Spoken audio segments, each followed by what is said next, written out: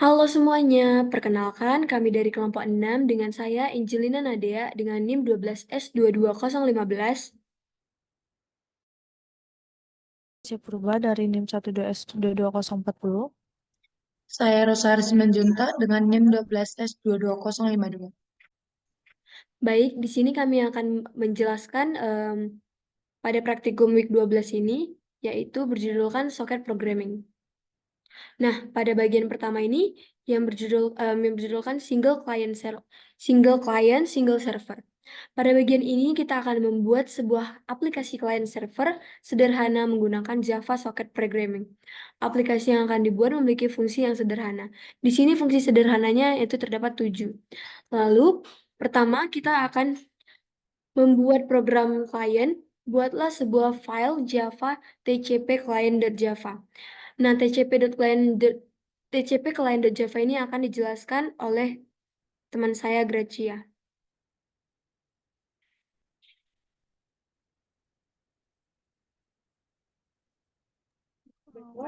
Pada program TCP client ini em, digunakan untuk menghubungkan ke server TCP menggunakan IP dan port yang diberikan sebagai argumen saat menjalankan program. Program ini juga dapat mengirim pesan ke server dan menerima balasan dari server. Pertama, program memeriksa apakah argumen yang diberikan lengkap, yaitu alamat IP server, port, dan nama klien. Jika tidak lengkap, maka program akan memberikan instruksi dan keluar. Kemudian, program ini membuat koneksi ke server menggunakan alamat IP dan port yang diberikan. Jika koneksi berhasil, maka program akan memberitahu pengguna bahwa klien telah terhubung. Setelah koneksi berhasil dibuat, program mengirimkan pesan ke server dan menerima balasan dari server. Program mengirimkan nama klien ke server dan mencetak balasan ke server. Selanjutnya itu ada program masuk ke dalam loop di mana pengguna dapat mengirim pesan ke server dan menerima balasan kembali. Jika pengguna mengetikkan byte, maka program akan keluar dari loopingan dan memberikan koneksi dengan server. Dalam proses tersebut, program menangani beberapa pengecualian seperti jika koneksi ke server timeout atau jika terjadi masalah koneksi. Dengan demikian, program ini memberikan antarmuka sederhana untuk berinteraksi dengan server TCP, mengirimkan dan menerima pesan dengan server dengan cara yang tertentu. Baik, selanjutnya kode program di atas berisi kerangka program yang akan divalidasi dari klien. Ini setelah dikompil. Selanjutnya kita akan melengkapi programnya dan menambahkan kode program ke bagian yang telah ditandai. Nah, ini merupakan penjelasannya. Setelah itu, silakan dikompil program tersebut dan dijalankan. Sekarang kita akan membuat aplikasi pada servernya. Buatlah sebuah file Java dengan nama tcp server.java yang akan dijelaskan oleh teman saya Gracia juga.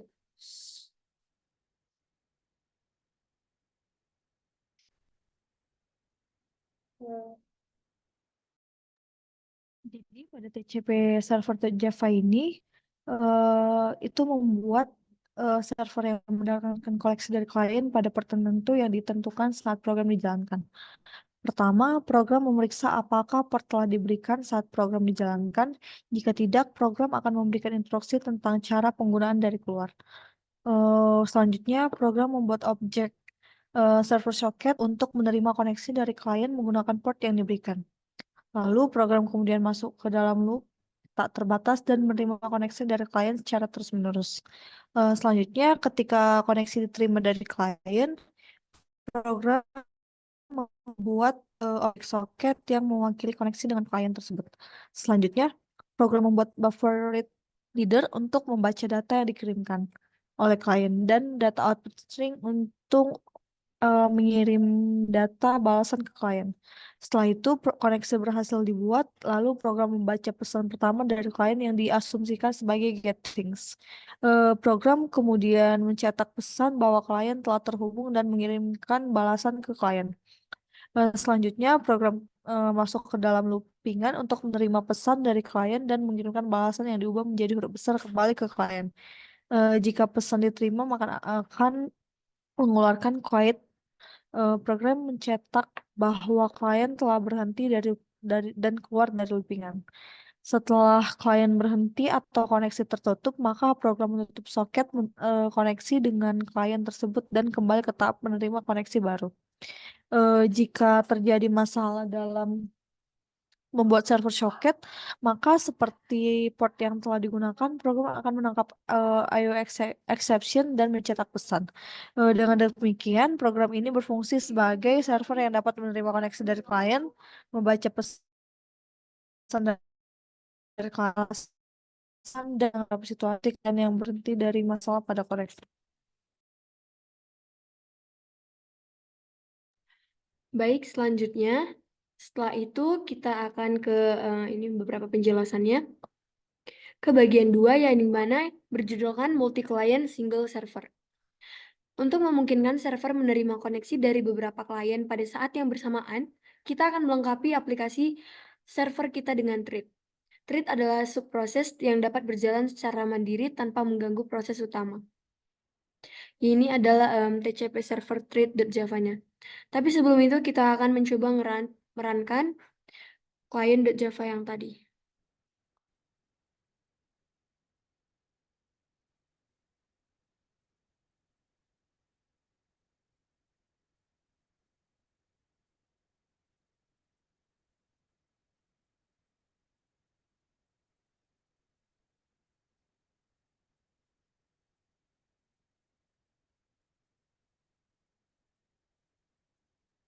Baik, di sini sudah terlihat output yang diberikan dari code TCP client.java-nya, yaitu Java TCP client 127.001.899 Budi. Selanjutnya, kita akan merankan untuk servernya.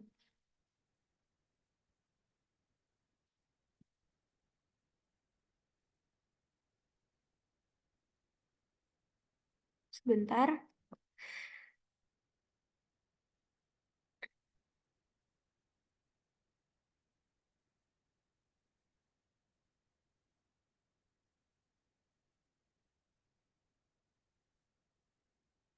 Baik, pada code TCP server.java-nya, jalankan server dengan memberikan argumen port.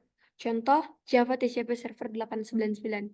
Baik, ini sudah terjalankan atau sudah di-run dua-duanya. Selanjutnya di sini kita akan sebentar. Kita akan masuk ke TCP server thread.java. Ini kodenya, yang dimana kode ini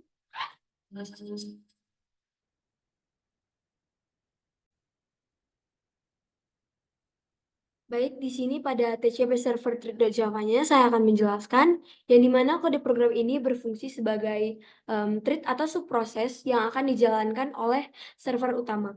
Kode program utama terdapat pada fungsi run yang akan berfungsi untuk melayani klien atau menerima string, mengubah, dan mengirimkan hasil perubahan. Thread ini berjalan dengan menerima sebuah parameter berupa soket yang telah terhubung ke klien. Soket tersebut diterima sebagai parameter dalam pembuatan thread atau parameter konstruktornya. Selanjutnya, untuk menggunakan thread ini, kita akan membuat sebuah program server baru yang akan berfungsi untuk membuat soket server atau welcoming socket, listen koneksi, dan membentuk thread jika ada koneksi yang datang dari klien. Baik, lanjut. Di sini kita juga akan membuat TCP server multi-client. Kita lihat code-nya.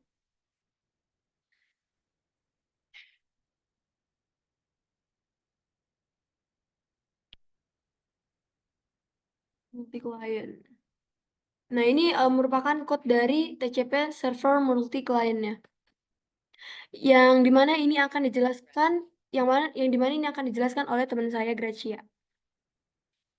Selanjutnya ada program TCP server seperti klien, di mana program ini membuat server yang mendengarkan koneksi dari klien pada port tertentu yang diberikan saat menjalankan program. Pertama, program memeriksa apakah argumen port telah diberikan saat menjalankan program. Jika tidak, maka program akan memberikan instruksi tentang cara menjalankannya dan kemudian keluar. Lalu, program membuat objek server socket yang akan menerima koneksi dari klien menggunakan port yang diberikan sebagai argumen. Program kemudian masuk ke dalam loop tak terbatas untuk menerima koneksi dari klien secara terus-menerus. Setiap kali ada koneksi baru dari klien, program membuat objek TCP server thread kelas baru yang menangani setiap koneksi dari klien dan memulai thread untuk menanganinya dengan metode start. Dengan ini, server dapat menerima koneksi dari banyak klien secara bersamaan. Jika terjadi masalah dalam pembuatan server socket, maka seperti port yang sudah digunakan, program akan menangkap IO exception dan mencetak pesan kesalahan. Dengan demikian, program ini memungkinkan server untuk mengelola banyak koneksi klien secara bersamaan, sehingga meningkatkan kemampuan server untuk menangani beban kerja yang lebih besar.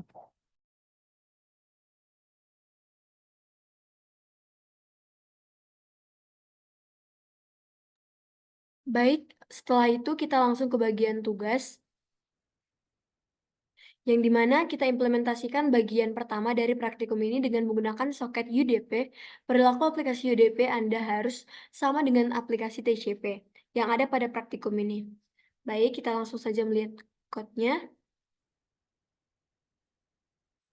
Ini merupakan UDP client.java. Saya akan menjelaskan mengapa code ini dibuat. Jadi code ini merupakan program yang dimana untuk mengirim dan menerima pesan menggunakan UDP User Datagram Protocol. Program ini menggunakan bagian dari sisi klien dalam aplikasi jaringan. Pertama-tama, program ini akan membuat sebuah objek diagram soket yang akan digunakan untuk mengirim dan menerima paket data. Kemudian, program akan meminta pengguna untuk memasukkan pesan melalui sistem in. Setelah itu, pengguna memasukkan pesan dengan alamat IP atau localhost-nya pada port 899. Data pesan dikirim dalam bentuk byte array menggunakan datagram packet. Nah, ketika pesan balasan diterima, program akan menempelkan alamat host dan port dari server bersama dengan pesan yang diterima. Jika terjadi kesalahan saat mengirim atau menerima data, program akan menangkap exception dan menampilkan pesan kesalahannya.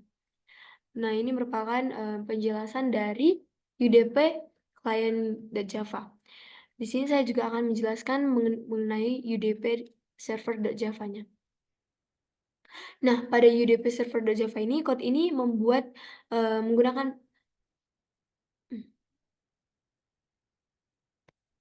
yang dimana ini untuk menerima paket dari klien yang dimana merespon dengan pesan yang sama kepada klien. Yang pertama, kita membuat sebuah kelas bernama UDP server.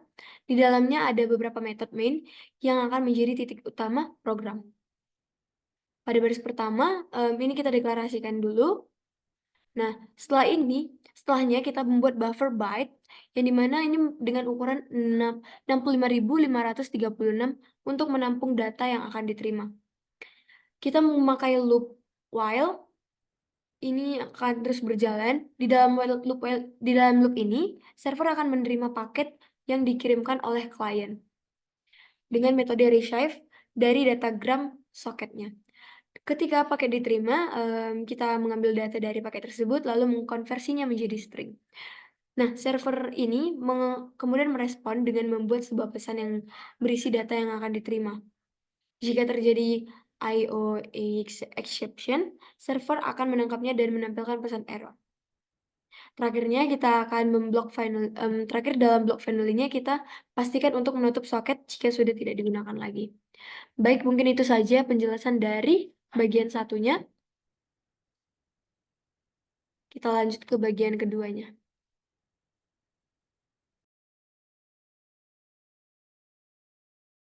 Oke, jadi di sini saya akan melanjutkan modul kedua, yaitu programming 2.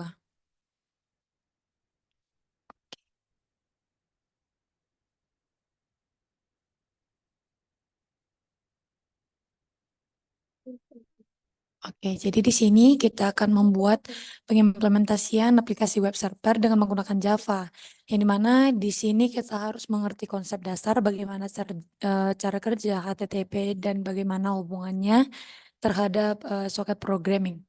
Nah, seperti yang kita bahas sebelumnya, kita akan ketika sebuah browser memberikan request HTTP ke sebuah web server, maka yang diberikan adalah request berupa clear text melalui soket TCP. Nah, dalam praktikum ini kita hanya fokus pada baris pertama setiap request HTTP. Ini mana contohnya itu ada get path HTTP 1.1. Contohnya itu get gambar.jpg HTTP 1.1.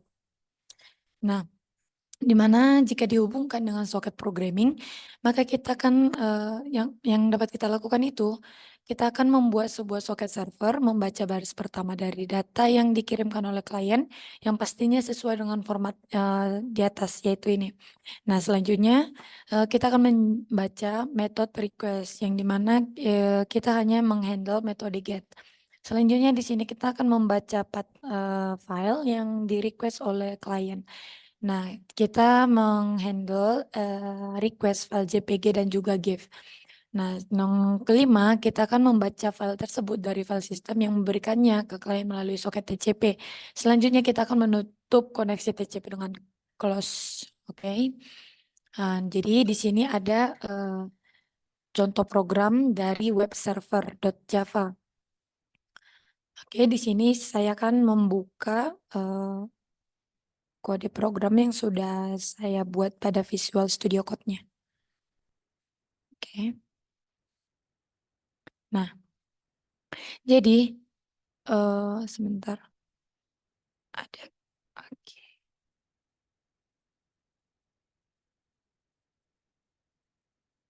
Oke, sebentar ada kesilapan.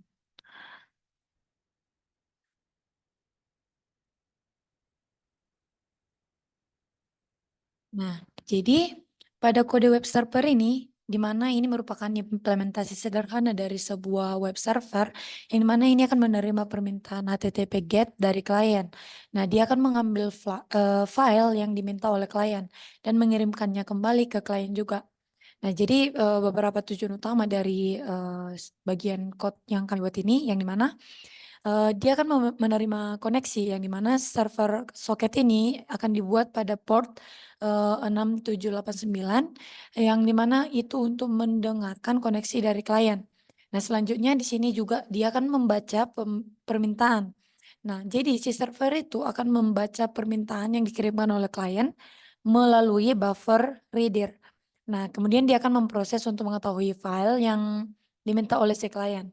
Nah, selanjutnya jika permintaan itu merupakan get, seperti yang dibilang tadi pada modul, kita akan menggunakan di sini metode get. Nah, si server ini akan mencoba membuka file yang diminta oleh si klien. Nah, jika file itu ditemukan, maka si server itu akan mengirimkan respon HTTP 200 OK bersama dengan isi file tersebut, yaitu gambar.jpg yang tadi yang kita upload. Nah, selanjutnya jika file itu tidak ditemukan atau permintaan tidak valid, server itu akan mengirimkan respon HTTP sesuai dengan situasi yang ditampilkan.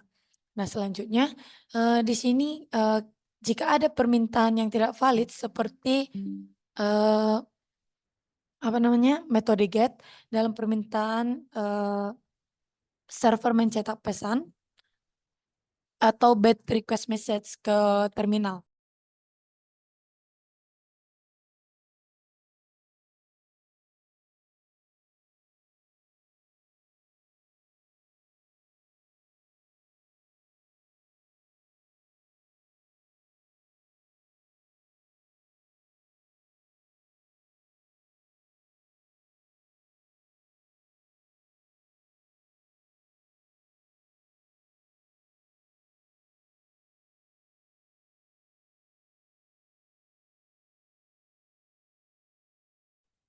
Oke, maaf ada terjadi kesalahan karena tadi baterai saya lowbat. Nah, jadi di sini saya akan melanjutkan di mana di sini tadi kan dia sudah menangani beberapa kesalahan. Nah, dia setelah menangani beberapa kesalahan dan dia akan menangani beberapa permintaan. yang dimana koneksi soket itu akan ditutup untuk menghentikan komunikasi dengan klien. Yang dimana tujuan dari kode ini yaitu memberikan dasar implementasi untuk sebuah web server yang sederhana, yang dimana ini bisa digunakan untuk mendemonstrasikan konsep dasar dari komunikasi antara si server dan juga klien menggunakan protokol HTTP itu. Namun kode ini memiliki keterbatasan seperti hanya dapat menangani satu koneksi pada satu waktu karena operasi input-output yang bersifat blocking. Nah, jadi pada web server kali ini dia hanya bisa menangani satu input-output doang. Nah, jadi di sini saya akan mencoba menjalankan dan ketika dijalankan dia akan mengeluarkan sebuah gambar dari link yang sudah ada pada modul. Oke, sekarang kita akan menjalankan.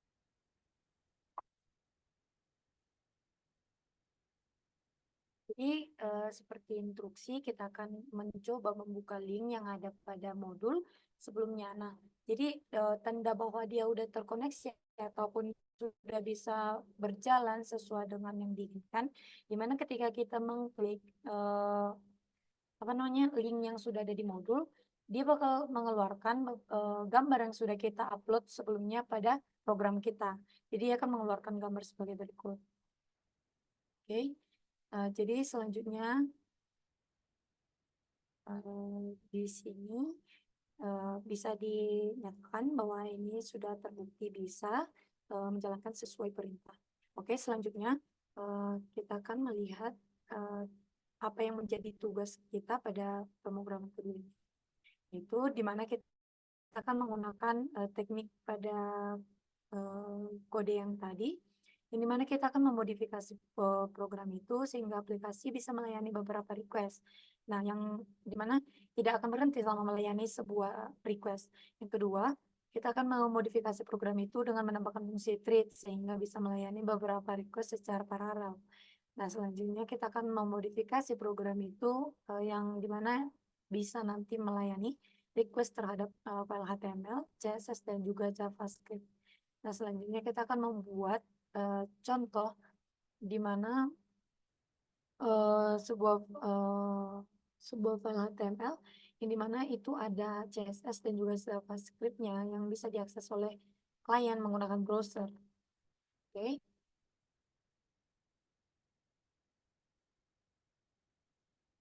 Jadi di sini saya sudah membuat, kami sudah memodifikasi dari kode web server itu.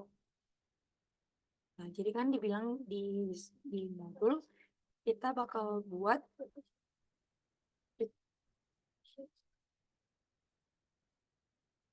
nah,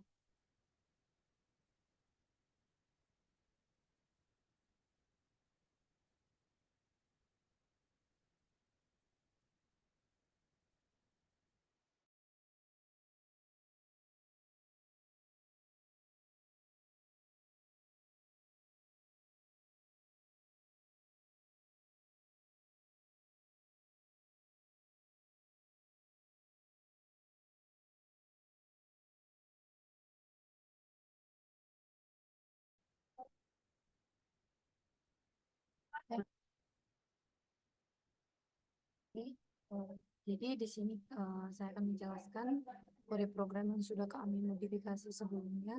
agar gimana agar bisa menerima beberapa request dari perintah yang sudah diberikan. Nah, jadi pada kode program ini kita akan mengimplementasikan sebuah multi-thread yang mana itu multi-thread web server yang menggunakan Java. Nah, jadi beberapa tujuan dari code ini yang dimana di sini kita mempunyai kelas web server thread, di mana kelas ini akan mewakili thread yang akan menangani setiap koneksi ke server. Nah, ketika kalian terhubung, sebuah instance dari kelas ini akan dibuat untuk menangani koneksi itu. Nah, selanjutnya ada konstruktor yang menerima objek soket dari yang mewakili koneksi yang akan dibuat oleh si klien. Selanjutnya di sini ada metron, ini mana di sini kita akan menggunakan operasi si server itu. Nah, jadi di dalam si metron ini ada beberapa metode juga operasi, yaitu ada buffer reader untuk untuk membaca data yang dikirimkan oleh klien. Yang kedua ada data output stream. Selanjutnya ada juga menggunakan di mana dia akan membaca setiap baris pesan yang dikirimkan oleh si klien itu. Nah, selanjutnya pada setiap baris pesan itu akan dipecah menjadi bagian-bagian yang menggunakan string tokenisasi untuk dianalisis. Nah, selanjutnya di mana jika permintaan dari si klien itu merupakan GET seperti yang tadi dibutuhkan, yaitu menggunakan metode GET. Nah, server itu akan mencoba untuk mengirimkan file yang diminta oleh si klien.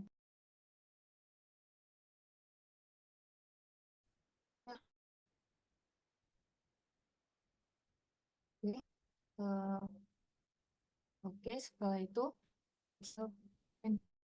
validator ataupun ditemukan server itu akan mengirimkan respon yang sesuai dengan yang diinginkan oleh si klien. Nah, jadi setelah si permintaan itu selesai, maka koneksi soket itu akan ditutup. Nah, di sini juga ada exception handling ya, ini mana ada nah,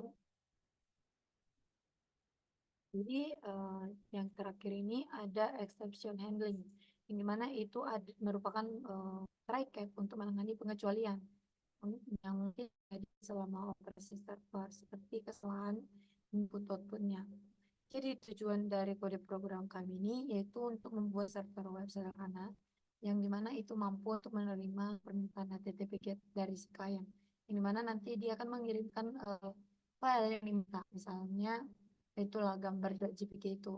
Nah, dia akan memberikan respon yang sesuai jika terjadi kesalahan maupun file yang tidak ditemukan. Nah, dengan menggunakan pendekatan ini, multi-thread ini, maka server ini bisa menangani beberapa koneksi secara bersamaan, yang dimana itu akan meningkat kinerja kita lebih fleksibel gitu. Oke. Selanjutnya, di sini ada server multi request. Nah, jadi kode ini bertujuan untuk biar bisa kita merequest beberapa koneksi, karena kita di sini membutuhkan beberapa koneksi kan, ada JavaScript, HTML dan juga CSS. Jadi kita akan menggunakan multi request ini agar dia tidak hanya bisa seperti yang pada kode sebelumnya hanya bisa satu request. Jadi kalau di sini kita udah bisa menghasilkan beberapa request gitu. Oke.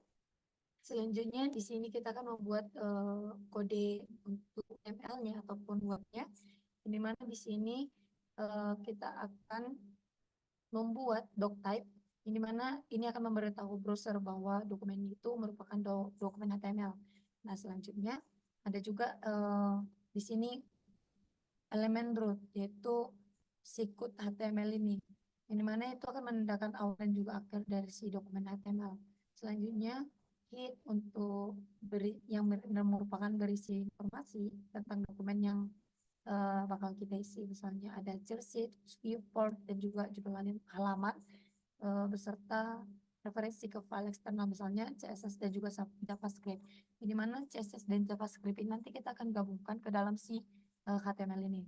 Selanjutnya di sini ada meta checklist dan juga viewport, di mana ini akan mendefinisikan set karakter yang digunakan dalam dokumen.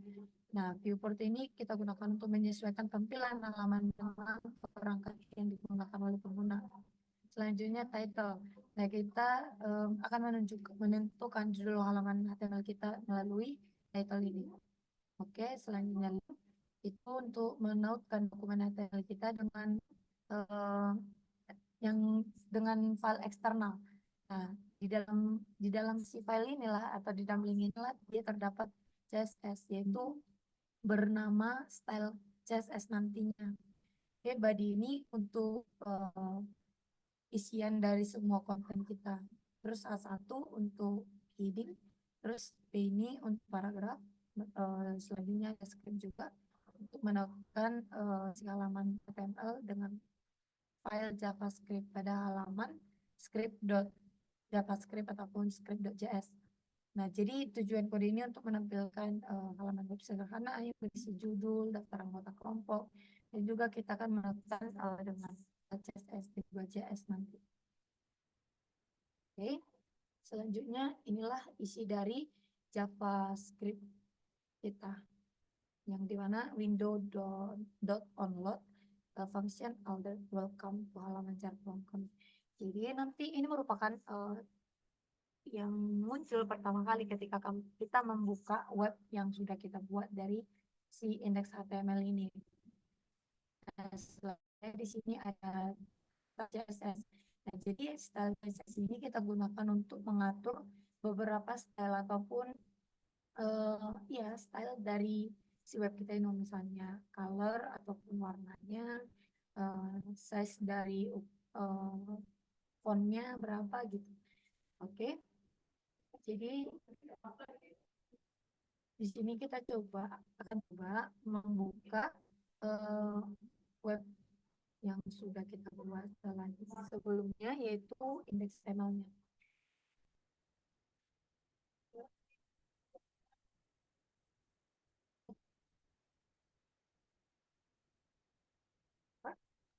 Nah, jadi seperti tadi yang ada pada JavaScript itu, inilah page pertama yang keluar itu adalah welcome halaman Jarkom kami, karena itu merupakan isian title yang sudah maaf ada. Oke, jadi di sini merupakan halaman pertama setelah membuka HTML itu. Jadi di sini tadi kan kita buat di JavaScript-nya itu sebagai title-nya yaitu welcome halaman Jarkom kami. Jadi ini sudah terdapat halaman pertamanya dari JavaScript. Oke, selanjutnya inilah yang merupakan isian dari isi web kami, yaitu ini adalah merupakan title-nya dan ini isian dari beberapa paragraf ataupun subjudul dari si web itu.